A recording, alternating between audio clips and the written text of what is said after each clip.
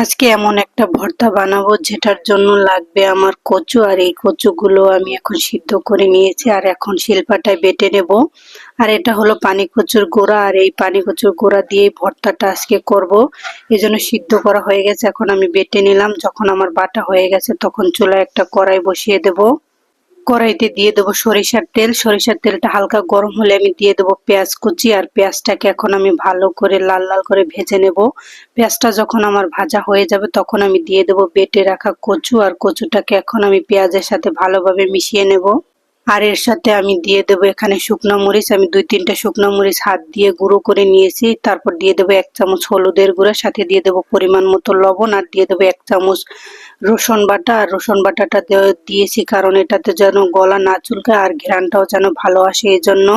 সবশেষে আমি দিয়ে দেবো ধনিয়া পাতা, আর এই কাঁচা ধনিয়া পাতাটা দিলে এটার ঘ্রাণ স্বাদ একদম দ্বিগুণ হয়ে যাবে আর খেতেও অনেক মজা হবে। ভর্তায় যে কোনো কিছুতে ধনিয়া পাতা দিলে খেতে কিন্তু দারুণ হয়। আর এই মজার ভর্তাটা খাওয়ার জন্য লাগবে কিন্তু গরম ভাত। একবার বাসায় বানিয়ে খেয়ে দেখবেন, খেতে কিন্তু দারুণ।